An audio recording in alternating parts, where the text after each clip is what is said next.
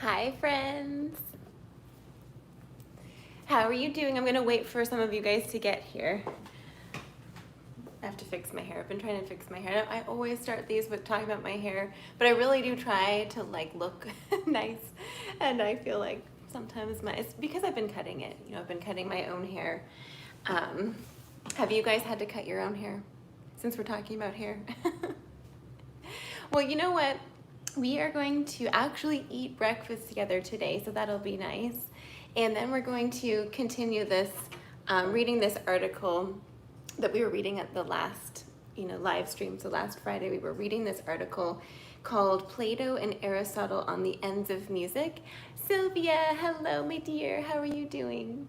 I'm so happy you're here. How was your tarot reading? How did that go? I was thinking about you. So we're gonna be just kind of having a little chat, and I need a little drink of water. Please drink some water. But first, we have to catch up a little bit. So I'm going to have a sip of coffee here. Cheers, my dears. Do you have your coffee and your breakfast too? I have been so busy this week. I just want to thank you guys so much for reaching out and contacting me for lessons, and I'm getting to the point where I'm so busy. Oh, it was so freaky. She mentioned a lot of things about me that were so true. Wow, that's interesting. Well, oh, Rodrigo, hi. Thanks for being here. Well, I've had a tarot reading before. It was a long time ago. It was just kind of fun. And that's neat, Sylvia, that you had it. Was it a good experience? Did you like it? Like, did you feel like you learned something and it was valuable? Well, anyway, I was just saying that thank you so much for reaching out to everybody and contacting me for lessons. And my channel is growing quite a bit, so I'm so happy. I'm so happy about that. I've been working really hard. I'm trying to give you videos that I think are helpful, especially when you're first starting out, on the violin and on the viola. And so I've put together a little playlist. It's called like New Violin Viola Tutorials. So, oh, Sylvia says, yes, it was. I finally got peace of mind and can finally move forward.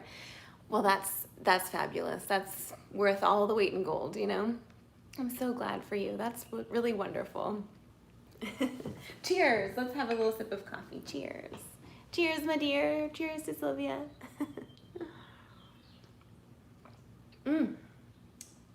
Well, for breakfast, I wanted to show you one of the things that I actually eat for breakfast quite a lot. And it is, dun, dun, dun, dun. This is some scrambled eggs with Brussels sprouts. There's quite a lot of Brussels sprouts in here. There's 2 eggs and maybe like 3 or 4 Brussels sprouts. And I like cayenne pepper, so I've sprinkled it with some cayenne pepper there. And of course, we've got a buttery crumpet here. So it's gonna be a delicious breakfast. Just go ahead and eat some.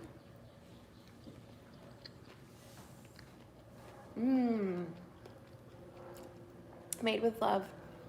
I always try at every meal to eat a vegetable or 2. And my biggest recommendation is, yes, it's very good. Here, have some.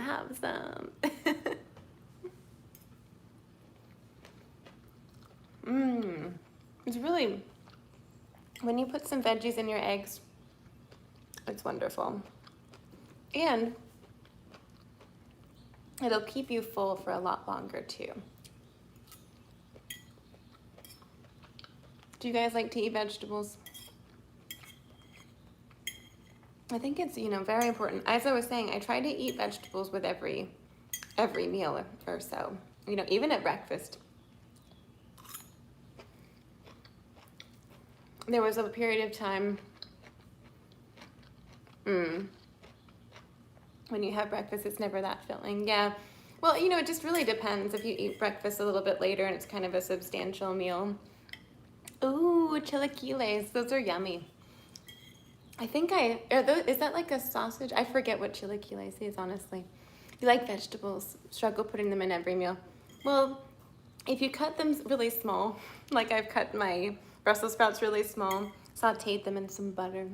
It does help. But I'm one of those people that I just, oh, easier for you to eat fruits and veggies. Yeah, I went through a stage. I went through a period of time where I was eating a lot of fruit. Usually in the summer, you know, that's when I like to eat a lot of fruit. But I just have, and I you know, basically just eat, I try to eat a healthy diet. But, oh, Brian, thank you so much for being here. Thank you. Well, yeah, as I was just saying, you know, I think vegetables, as we all know, are quite important. I always tell my students to eat the vegetables, you know.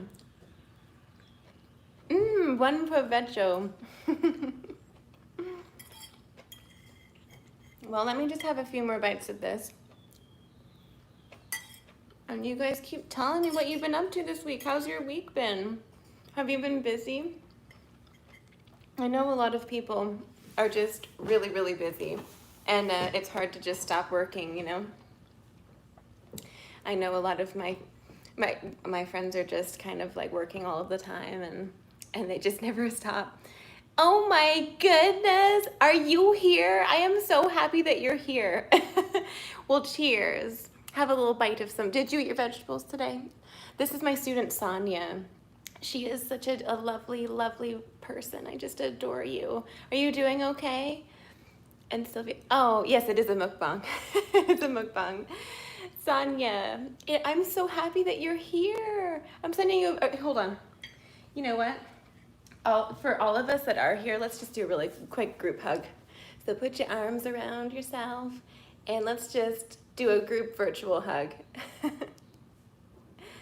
Yay! Sending lots of love to you guys. Lots of love is coming your way. Thank you so much. I appreciate your, oh, you're so sweet. You're so sweet, Sonia. Did you ever find another violin teacher? I know that Sonia, like, she became so good that she had to find it. She progressed. She had to leave the nest. So, and I'm so proud, so proud. Oh, thank you, Brian. You know what? Thank you all so much for all of your kind comments and just your support on my video on Monday about my harp. That was really, really heartbreaking. And it's weird to be here without it because it's just like such a special instrument, you know, so beautiful. And I sent it off on, was it on Wednesday? I forget when I sent it off, but it was really expensive. Any guesses how much the shipping was one way? It was quite expensive. If anyone guesses it, I will be shocked. Oh, you know what? The other thing here I put on my little tea tray is you must start. Oh, Jake, how long is it going to take? I don't really know. It's going to, even though I sent it, you know, the best way, $50 for, I wish, I wish. Even though I sent it, it's going to, I sent it the, you know, the best I could possibly afford to send it. It's going to take until Tuesday to arrive in Michigan. And I sent it that way because it was like the fewest. It's a few of those. Yeah, it was really, really, really expensive. So, yeah, keep going up. Yep. It's probably gonna take maybe a month or two. Part of it is also just a supply thing. Like, I don't know how many supplies and how much wood the Jeff Lewis has for making, you know, harps at the moment. So I just really don't know. At what age did you play the viola, and what's the price according? No, the price wasn't according to the weight. It was actually, it's because I shipped it UPS, but I think they're one of the best. It was like just about $600 to ship it one way, which was so crazy. So it was an expensive disaster. But you know what? I'm very blessed. The universe always provides. So, and I've saved up some money, so it's all fine. Don't worry. I got this. I got it all taken care of. So, and I'm fortunate to be able to do that. But yeah, it was really, I mean, I've often, when I've sent my viola and violin back to their maker, JP Lucas, he lives in Utah. I know I just was like, just here. Honestly, I think it's going to be a business expense for me. As a self-employed person, that helps a little bit. So it is, it just kind of, I think the way it works is that a business expense is taken off, whatever your business expenses for the year are, they're just taken off of your total income. So then I wouldn't be paying taxes on my business expense money that I've used. So let's say I make $1 million, right? If I have $500,000 of business expenses, then I only have to pay taxes on 500,000 rather than $1 million, right? I know. But anyway, it's worth it because this is going to be a piece of, it's an instrument, it's a piece of art as well, and it's a special thing. It really needs to be shipped off correctly and handled well, and it needs to be insured as well. Hey, Michael Stokes, hello, I'm so happy you're here. And it's going to be repaired. It's going to be something that I'll have for my whole life. So I don't want it to be badly repaired. I want it to be, repaired the best it can, and hopefully the sound, and everything will be, completely fine. But as I was saying, switching subjects, I think all of us need to start taking vitamin D. Dun, da, da, da. This is from the Garden of Life here. And vitamin D, are any of you guys Joe Rogan fans? Do you listen to Joe Rogan's podcast? Because I've been listening to him for, at least 5 or 6 years. He was like my best friend for a long time. So, yes, and C. Mm-hmm. But you know what? If you eat a lot of vegetables, like broccoli has so much. Ricardo, thank you so much for being here. Good morning. Good morning. If you eat a lot of vegetables, like for example, broccoli has a lot of vitamin C, like a ton of vitamin C, and I think calcium as well. Anyway, but all of us need to start taking vitamin D, I think. Dr. Amber has, requested that you take some vitamin D and take a whole foods version of vitamin D, Apparently it's really good for our immune system, your health. And Brian says, I take vitamin pills every day for a month and then I rest another month. Interesting. My dad started to take vitamins. Oh, really? Your laptop and your tablet are up. So am I on like both screens? What's so funny is in lessons, because I recorded these scales with a cello drone, and there's my face like on the video. Eventually they're gonna start coming out onto YouTube, but my students have been seeing me on one screen and then seeing me on the other screen, like doing the lesson, and it's funny. It's like amazing. I feel like I have a twin that's helping me on the other side. So yes, well, yay. You know what, we have to continue eating a little bit more breakfast. I still have yet to eat this fabulous crumpet. These are dangerous. These are very, very dangerous. And as you can see, there has been no skimping on the butter. So both good twins, perfect. Well, unfortunately it's a little bit cold now, but still good. What are you guys eating for breakfast? Do you guys, I know not everybody eats breakfast. Thank you, Brian. Yes, sometimes I don't. Honestly, I just try to eat when I'm hungry. I usually eat 2 to 3 meals a day, So fascinating. Let me have another little sip of coffee. And just let me finish this thought about Joe Rogan's podcast. So, pancakes. You don't speak a little Spanish. Un poquito español.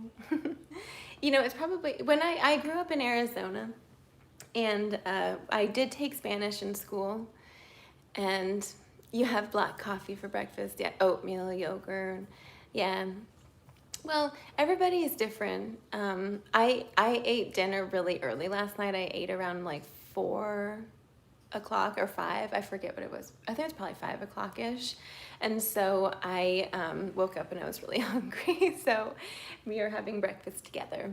But, you know, you should listen, all of you guys, check out Joe Rogan's interview with Dr. Rhonda Patrick. It's very interesting. She's been on his show a few times, but they've just been talking about, you know, the benefits of vitamin D for our immune health. And apparently it's quite an important thing for our bodies. And those of us with darker skins have a harder time absorbing the vitamin D from the sun. It just kind of depends on where you are on the globe. Like, let's say you have darker skin, but you're living in, I don't know, you're living like somewhere in Canada. It's gonna be harder for your skin to really get all of the vitamin D that it needs. Or if you're like really, really fair and you go to the equator, it's like way too much and you can get really sunburned. So everybody apparently is a little bit different, but it's always a good idea to kind of supplement with this. So anyway, commercial done. Go take your vitamin D. Oh, you know what? The other thing I wanted to tell you about, this has been amazing. This is a beauty tip, skincare tip. Have you guys heard of Clarisonic before? I had a Clarisonic when it came out years and years and years ago, but they have a newer, improved version, I guess, and it has a few different heads on it. But let me just tell you, even if you just get the regular, just plain old, like daily brush head, it's basically like an electric toothbrush for your skin. I can't tell you how much my skin has improved. Like, it is so much better, just so much better. So it was like worth every penny. And I just love it. And I have, when I bought it, they had a special deal where you could get like all the brush heads and the device. It was like a Mother's Day special where you could just get everything, and it was at a massive discount. And they had another coupon. So I just went ahead and just got everything. But one of the other heads is like a little massage, like facial massage. And you just put your moisturizer on and it massages it into your skin. And it just gives you this amazing glow. It's fabulous. And then they have a little eye one as well. Yes, vitamin D is a hormone. It's very important to supplement, but always remember that sunlight gives you 20,000, is it 20,000 that you said? Yeah, well, I'm inside quite a lot. And I just figured it's been a while since I've taken vitamin D. Anyway, research it. Research it for yourself. But I would just want to plant that seed in your mind, see if you can just look into that.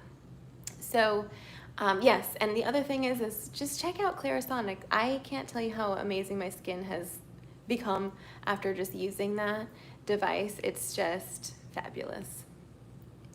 You use every single day vitamin D. Perfect. Well, you know what, you guys, we are going to just get right on into, I think have we caught up and had our little chat for a little while? Everybody feeling, oh, I need to plug you in. I need to plug you guys in. Hold on 1 second. Oops, there we go. Okay. One more little bite of breakfast. This is actually quite a huge bite. Very good.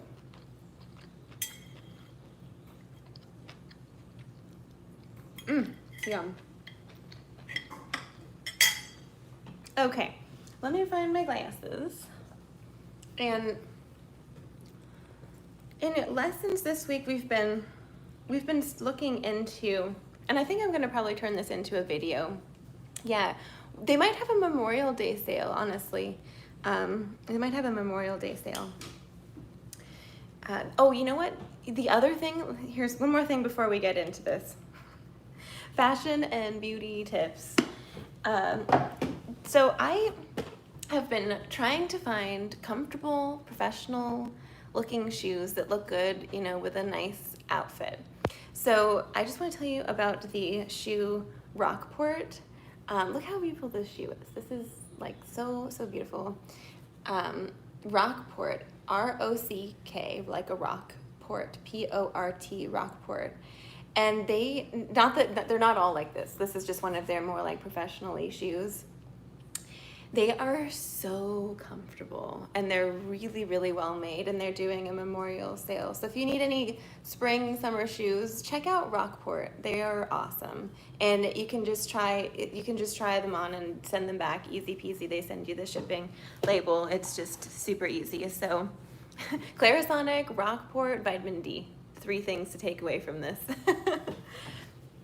Okay, so we're going to get into this little article, and if you want to Google it, it's called Plato and Aristotle on the Ends of Music. And it's on this website called erudit.org. Erudit.org.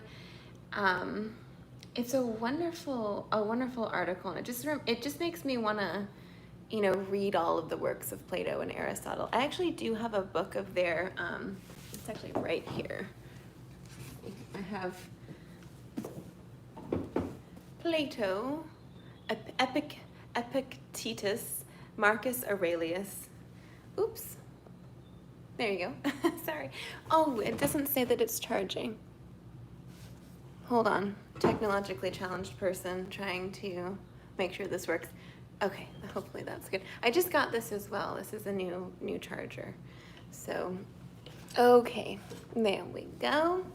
So yes, it makes me want to really delve into this time period. I'm kind of obsessed with this time period.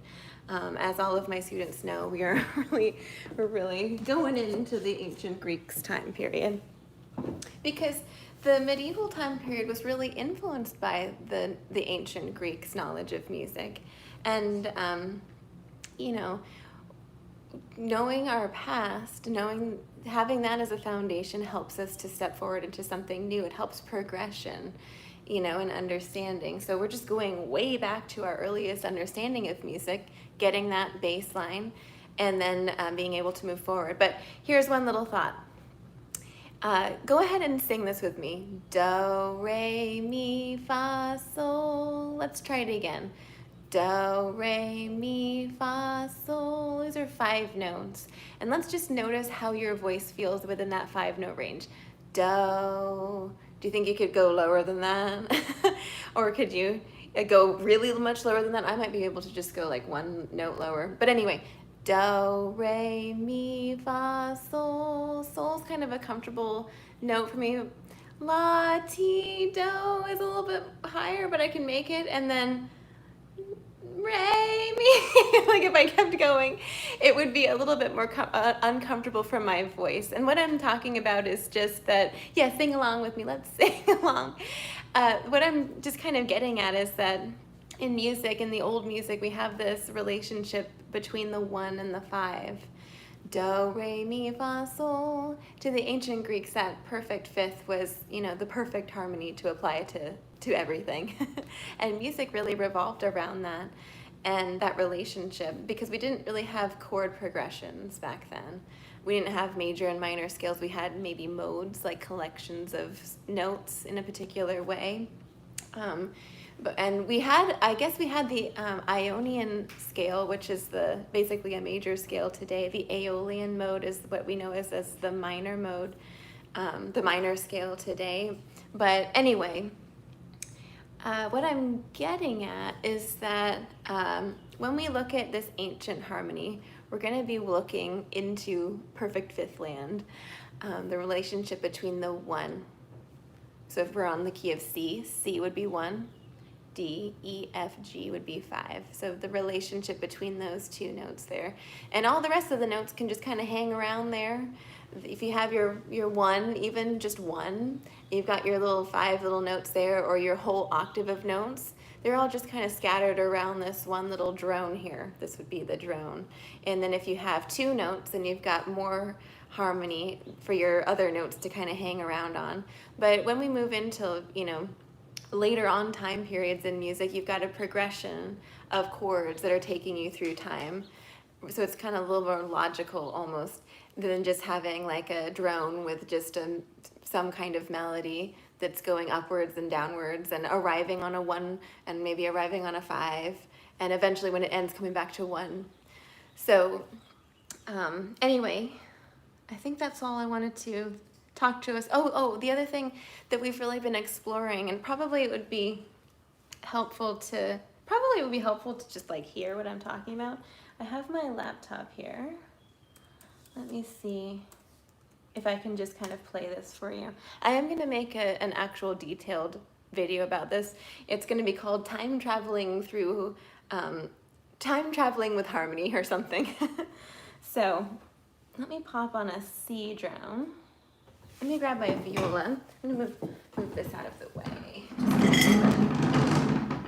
Okay, probably should turn this on. Battery 20%. Connected to Enver's iPad and Enver's MacBook Pro. Okay, so let me just grab my viola.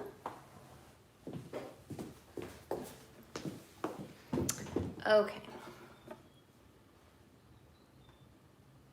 Let me see if I can turn this on.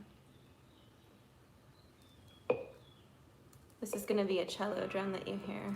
This is my friend playing the cello here. I don't know if you can hear that.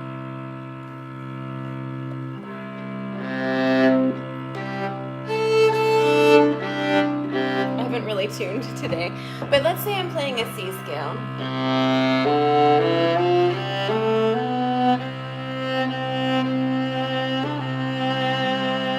If my 1 is here and my 5 is here, let's listen to, you know, a little musical sentence.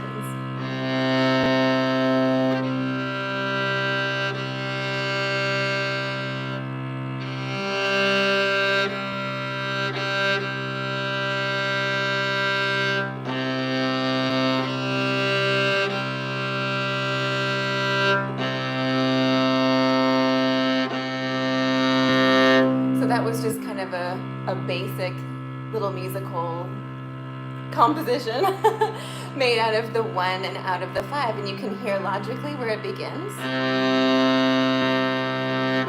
Going to the 5.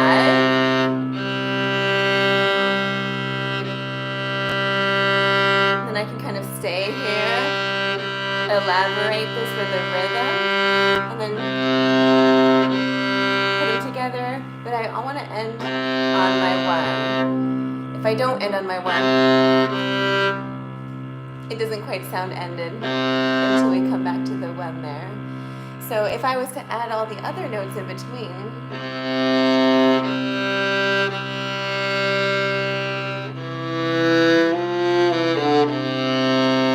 it adds more kind of flair. They're just little passing notes in between.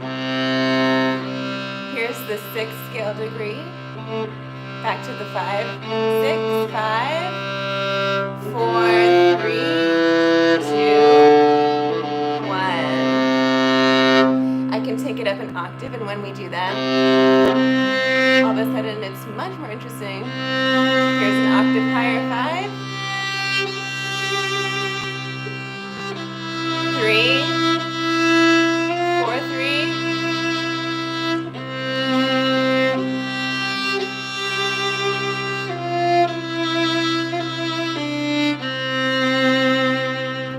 So that's kind of what I'm talking about when it comes to just like an ancient basic kind of harmony. You've got your drone, and then you've got your notes kind of hanging around the top of that. Oh, here's another thing. To just demonstrate how the harmony of the 1 works so well, let's hear what the 7th scale degree would sound like against my C scale. So let me find a B drone. Now, the 7th scale degree in C, C, D, E, F, G, A, B is the 7th scale degree. So if I put that as the drone, but I'm playing a C scale over that, it's gonna sound real weird.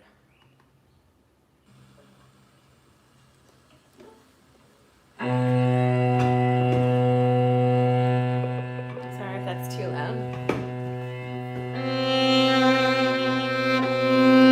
Here's my 1, here's my 5, this is my G.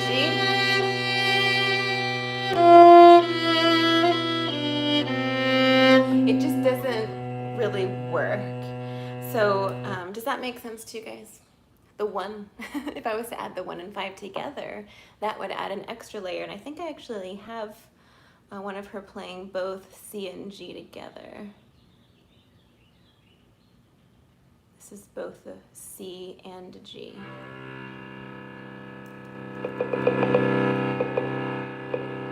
This is the note C and G, so it's the 1 and the 5.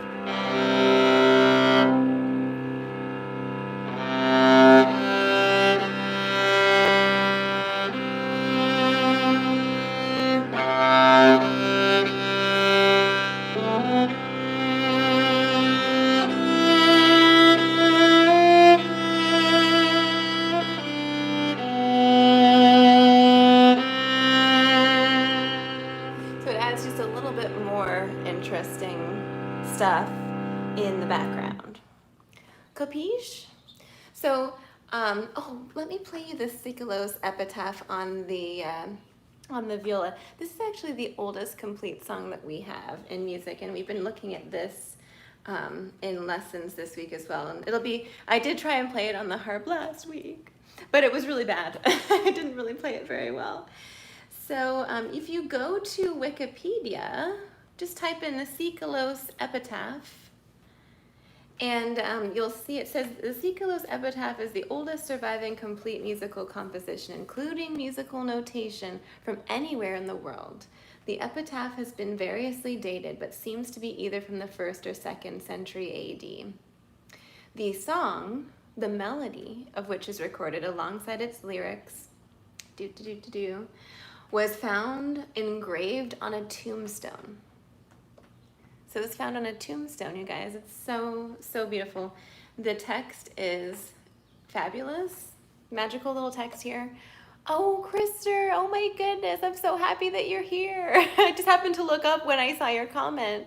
Yay. Well, listen to this. This is the oldest surviving complete song in the world. Thank you, thank you. So while you live, and it was found on a tombstone, so just imagine that you're, in ancient Greece here. Actually, it's the 1st century, 2nd century, so not super ancient Greece, but just you're in Greece. You're digging up, a site, and you find this thing. While you live, shine. While you live, shine. Have no grief at all.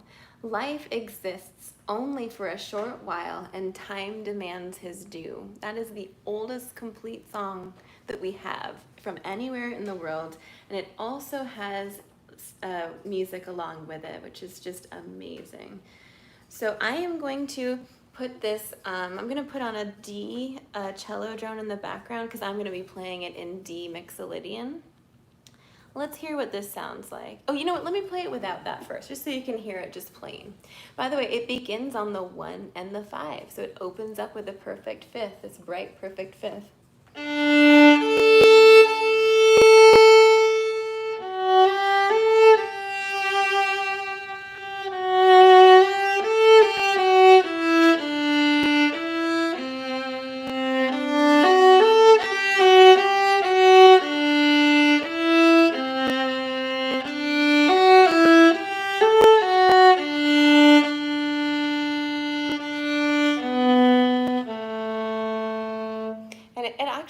On the 5, which is kind of unfinished sounding, and it just kind of fades off into the air, which is fabulous. So just like your spirit just fades off into poof, into the air.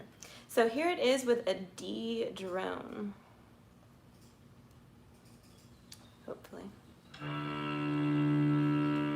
This is my friend playing the cello for those of you that just joined.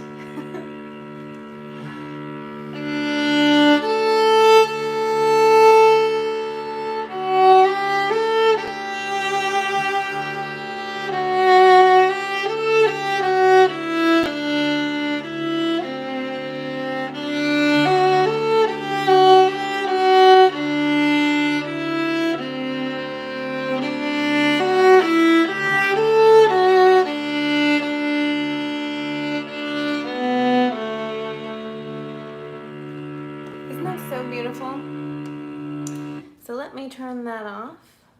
And now I need another sip of coffee, maybe another little munch of, oh my gosh, Danny, you're here as well. This is so great. This is like all my students are here. Maybe not all of them, but there's a little percentage of you. I'm so happy that you're here. So glad. Okay, so let me pop this down, and then we're going to just look right at this little article. So let me pop this down. There we go. Another little sip of coffee. So do you guys remember the poem? You should definitely memorize this. While you live, shine, right? See if you can remember that while I talk to you about the rhythm. This is the other thing we were talking about this week, is that in music, when we're trying to figure out how to interpret it, we look at the rhythm and we look at the harmony, which is the notes and how they feel. So for this little melody here, we've got bum bum bum ba ba ba bum bum ba ba ba ba ba ba ba ba. And in comparison to something like this, bum bum bum bum bum bum bum bum bum, or just bum bum, because that's also a rhythm, isn't it? It's just very slow. This one from the Seikilos is quite lively. It's joyful. Bum bum bum ba ba ba bum bum ba ba ba ba. But when we add the notes on top of that, the notes themselves are very bright and joyful too. It opens on that powerful, perfect fifth interval. Bum bum bum. Falls to the third. Da da da da. And the third is against. It's actually a major third against the drone, which is just like the sun coming out. It's just so beautiful. And it actually begins on an up. It begins on an up. While you live, shine. Do you remember that? The beginning of the poem, While you live, shine. Let me have a sip of coffee, okay? You guys are just talking and talking. Ask me questions. I'm just kidding. Okay. I'm gonna keep holding on to this because I'm gonna forget to drink this. I'll have like a half cup of cold coffee again. But then I can just blend it. I could put it in a blender with ice, put a little something in, and then have a lovely frappuccino later. So, what was we talking about? I forget what we were talking. We were talking about rhythm and harmony and interpretation. Do you guys remember the first line of the poem? While you live, shine, right? Second line, have no grief at all. Have no grief at all. While you live, shine. Have no grief at all. You know what, even if we were to look at that and just figure out how to say that as a human being, would you say, while you live, shine? It just doesn't make any sense. Or if you say the word happy, happy sounds happy, right? But if you were to say happy, it's not the right interpretation of the word. So because we have words, those words mean something, but in music, sometimes we don't have words, and so we have the rhythm and the harmony to show us how we should be interpreting it, So anyway, while you live, shine, have no grief at all. Try and say that on your end. While you live, shine, have no grief at all. Life exists only for a short while.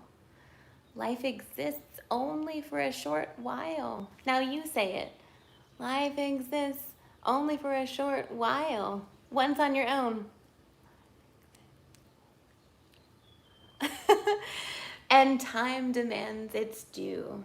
And time demands his due or its due. And time demands his due. So let's try the whole thing. While you live, shine. Have no grief at all.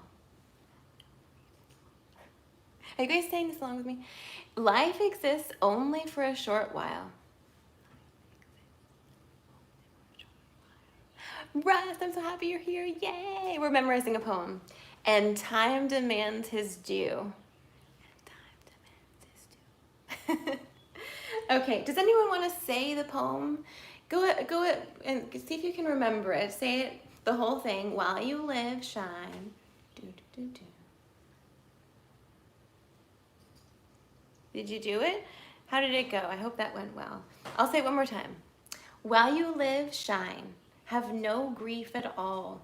Life exists only for a short while, and time demands his due. This is the Seikilos epitaph that we're looking at, the oldest surviving complete musical composition, including musical notation from anywhere in the world. Excuse me. It's fabulous. It's probably my favorite. For whatever reason, I'm so obsessed with this song. When I first learned about it, it was kind of like, oh, that's interesting. But it's like, when you get to know a person, sometimes when you really get to know a person, you're like, yeah, they're great. I like them. But the more you get to know them, you're like, this person is so awesome. I just love this person so much. And My other half is looking at me. See, talking about you over there. He's working.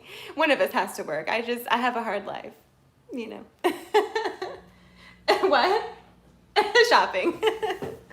Yes. Well, you know, we have to have hobbies. Shopping is my hobby. Anyway, but do you guys know what I mean? Like when you first, and it's the same thing with music and art. Sometimes our first impression is just kind of like, I like it or I don't like it. Sometimes have you noticed the things that you don't like, the more you kind of, because sometimes when you don't like something, you think about it an awful lot, and then you're like, I actually like this. I like this thing. And then you find all of the hidden treasure that you had, missed the first time. So anyways, let's switch gears and let's take a look at this wonderful article. I think this is going to be a weekly live stream thing where we just read through this article together. It's not going to take us forever. It is 14 pages, and we are on page, I think we're on page 4. Hold on one second. So we left off last week, we were talking about, we got to this part where Plato's talking about how music can move the soul. And music prepares the young for virtue by familiarizing them with well-ordered emotion. To understand how music can do this, we should look at what Plato says about lullabies, the course of rocking, so movement, adopted by mothers. When you pick up your baby and you rock it and you kind of sing something to it. I would do this with my babies and my harp all the time, and they would fall asleep. Sometimes they cry, they drive me crazy. They're a lot of work, and so sometimes I have to pick them up and rock them back and forth. But it instantly brings some order to things rather than just picking the child up and not doing any of that. But if you pick it up and you move back and forth in a kind of comforting way, and you sing something to it, or you just say something in a calming, slow kind of way, it can just put you right to sleep. See what I mean? So even in our voice. Okay, so we're on page 4. It's page 263 of this article. When a child is too excited for his own good, his mother tempers his emotion by slowly rocking and singing to him. The baby picks up the rhythm of this movement and he relaxes. Thus, the mother counteracts the action of one emotion by substituting with another emotion for it. A lullaby makes a baby feel all right by making him feel the way he should feel.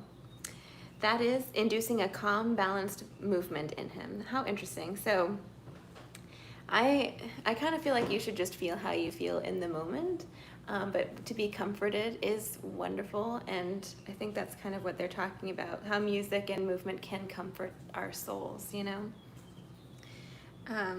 There are 2 important points contained in Plato's comments on lullabies. The first is that music moves the listener emotionally. Just like, when you're upset and your mom picks you up and pops you to sleep and sings to you, right? It calms you down. The second is that music can make him feel all right. These 2 facts taken together explain why music can dispose a child towards virtue. Plato states in several places that music reproduces or imitates the emotions. In the Laws, his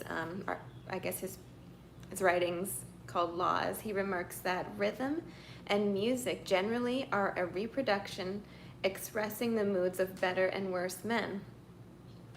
In the Republic, he says that we can recognize in music different types of emotional movements, such as soberness, courage, liberality, and high-mindedness, and all their kindred and their opposites too, in the combinations that contain and convey them. This is fabulous. So there's a piece that I've had stuck in my head this whole week. It's called The Emperor String Quartet, and it's by Haydn. It's the second movement of that. It's so beautiful. It sounds like this.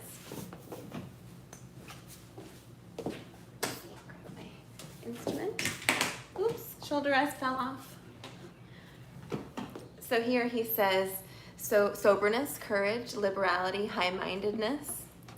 I mean, something called the Emperor String Quartet, of course, would be trying to mimic something quite fabulous and put together and maybe dignified. Listen to this.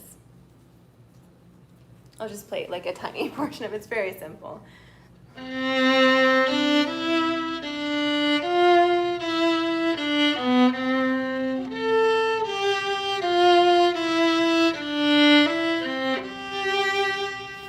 See how pretty that sounds?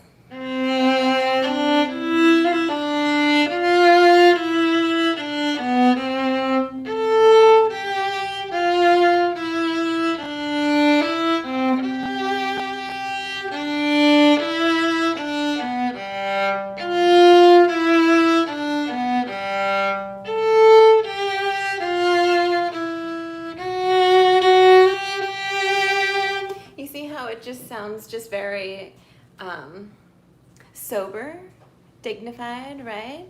Oh, is it really? That's also the tune of the German national anthem. Oh my gosh, you guys are so smart, Danny, Ricardo. That is, well, I learned something new. That's fabulous. I should know that. I think I have some ancestors that are German. What are your ancestors? Do you guys have, my heritage is English, Dutch, German. I think that's pretty well. Oh, and Scottish. We had an ancestor that came over, like in the 1600s to America, from Scotland, I think. Italian. Fabulous. Italian. Well, my friend at church, her mother, a viola cellist, played the cello to, oh my gosh. Oh, she played it to her baby in the womb. That is so amazing. Irish, German, English, Alaskan Native. Michael, my music teacher lives in Alaska. I call her my musical mother, my spirit mother. Her name's Lindy Ann Sarno. She lives in Alaska. She's so fabulous. One day I'll probably be just like her, hopefully. Goals. You know, that's the other thing I was thinking about is that it's so wonderful to have a role model and to have many different role models, to have people like, especially in history that we can kind of think of. And, you know, we're watching this series on ancient Britain. I think it's just called Ancient Britain on BritBox. And it is so good. And we're on episode 2. And they were just saying that when our ancestors, those of us that are English maybe, but when those people came to England across the channel, African, but I'm a Swiss at heart because I studied there for 5 years and felt right at home. Oh, perfect. That is so fabulous. Well, anyway, our ancestors, our ancient ancestors endured a lot of hardship, right? And when they migrated, because there was a time period when people from Europe, mainland Europe, were migrating into Britain, and they took their sheep and their livestock and everything and their families on a boat, which was very, very precarious. Took some seeds with them because agriculture was coming into the being, and they went to this unknown place that maybe they had heard whispers of, you know, from travelers and traders perhaps. And then just not knowing what they would encounter there, but just having the guts and the courage and the spark of hope to just, and faith to just go there and try to start a new life, and just having the faith that planting the seeds and having the flocks there that it would all be okay, and it's very precarious, you know. So even today, when we're in our precarious situations, we have that blood of our ancestors within us that had to endure really, really horrifying and challenging things. And we have that blood in our veins, so we can do that too. And even better things, hopefully, you know? So just don't let fear overtake you, because that blood runs in your veins that conquered well into the unknown, you know? and helped to create the society we have today. So you're not weak, you're actually really strong. You might be stronger than you know. Okay, so we were talking about how music can, create all these different kinds of emotions within us: soberness, courage, liberality, and high-mindedness, and all their kindred and their opposites too, in all the combinations that contain and convey them. For Plato, music's power over emotional states is found on its force as an imitation of emotion. It's an imitation of emotion, which is so interesting. So if you ever want to be like extra classy, just put on some Mozart, put on some Haydn, because that music was written for the aristocracy of the time. It was written for the public too, but commissioned by the aristocracy probably. And it is beautiful, just like the art and the thought of that time period. Very, very beautiful. When someone listens to a piece, he picks up its emotional movement and begins to move in the open way. To paraphrase Plato, musical movement containing an expression of emotion conveys this emotion to the listener. We talked about this last week, but have you ever been, out in the world and like a really sad Adele song comes on, for example, and you just have to do everything possible in your mind to just not listen to that song because it's just going to put a damper on your heart or make you cry, or, it's just certain musical things they just kind of are really, really poignant. So anyway, I'm going to finish this page and then we'll wrap this up. So just stay with me, just a paragraph and a little bit left. So, since music moves the listener emotionally, by repetition, it can familiarize him with certain emotional states. That's so amazing. When you listen to the great symphonies like Beethoven's symphonies, Mozart's symphonies, Mahler symphonies, you're going to hear them go, like the music is going to go on this journey of everything's amazing and then everything is really, really horrible. It's probably going to encounter some dissonance, right? It's going to like have a journey, right?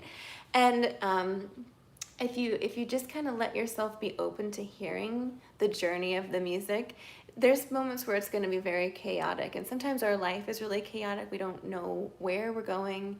We're totally lost, but we just have to kind of keep getting one foot forward in front of the other one, because that's better than not moving, And you can hear all those kinds of things in the music.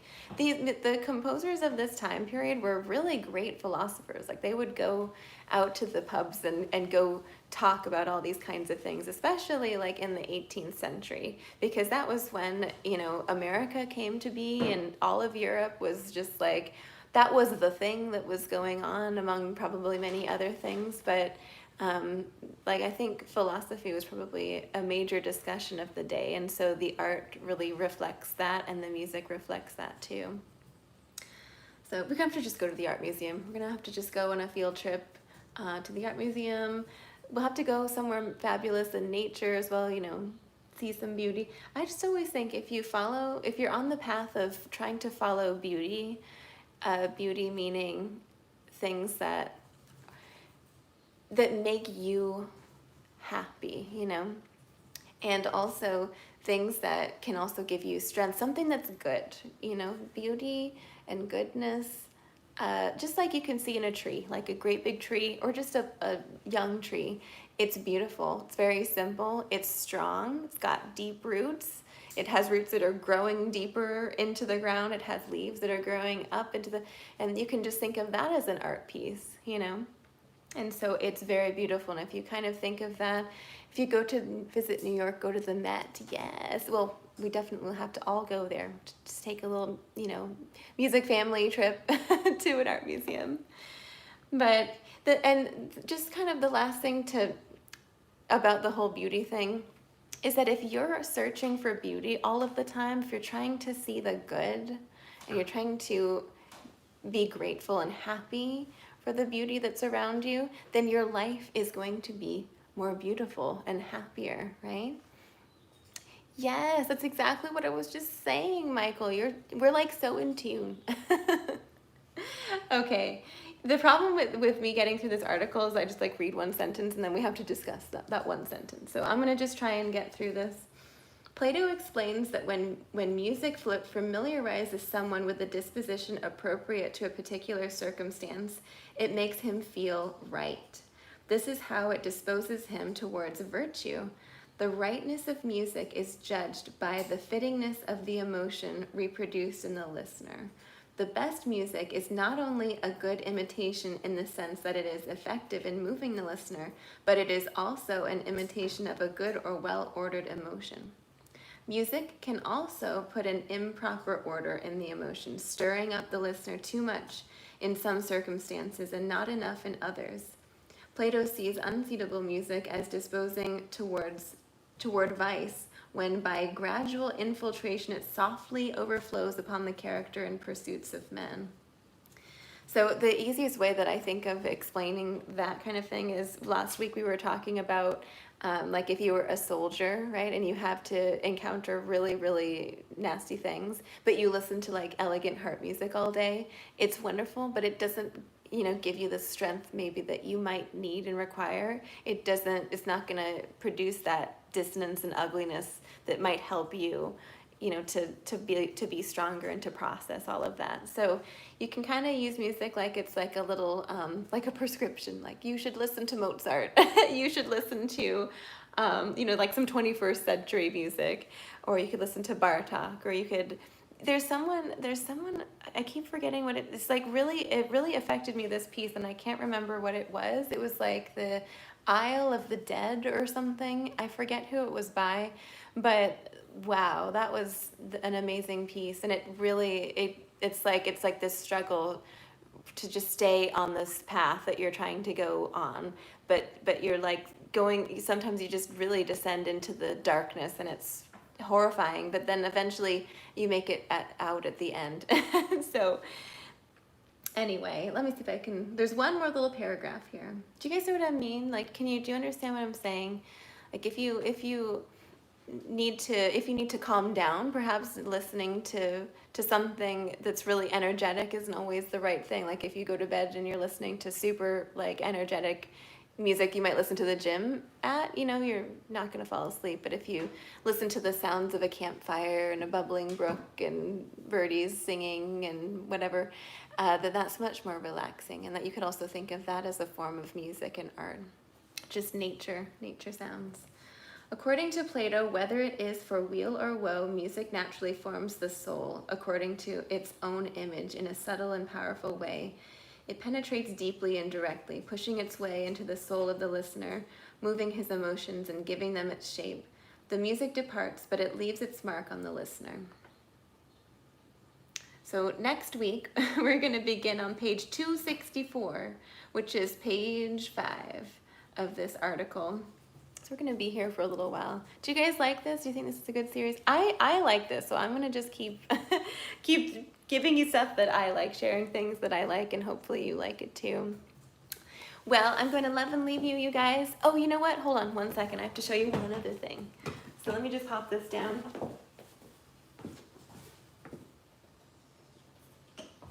I wanted to show you one of the scarves that I got from my friend's, her shop.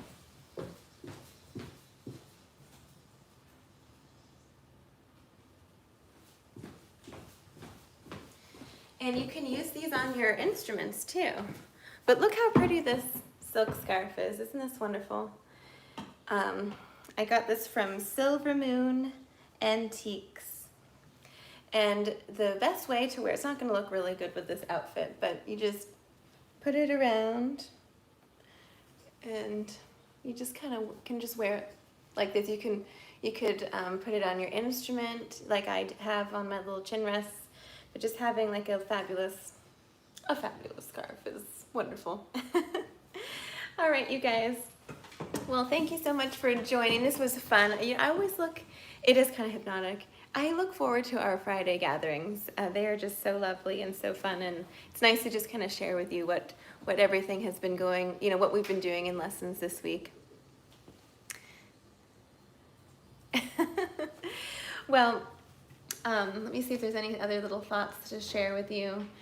I'm really excited about this series that I'm doing on Patreon. It's a scales series, and some of it, yes, you want to play your scales.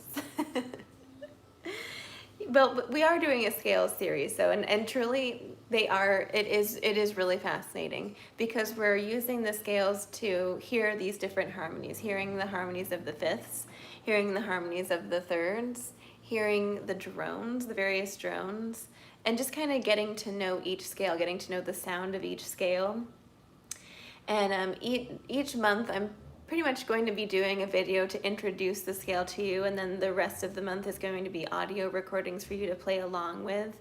And I use them in lessons as well. And eventually those are the audio recordings, and maybe like a couple of the intro videos are going to trickle out to YouTube, because I just feel like it would be helpful. And I use them as a teaching material. Like I'm using the audio files as a teaching material, so it's nice for people to just go to my channel rather than having to use an unlisted link to find them.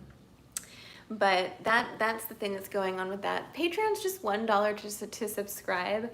I'm not sure, at some point when there's a lot of content on there, but I think at some point it's going to make sense for me to like raise the Patreon to like $2 or $3 or something, just because there's just so much content on there, and just out of like, you know, respect for all of the content that's there, just to see the value of that.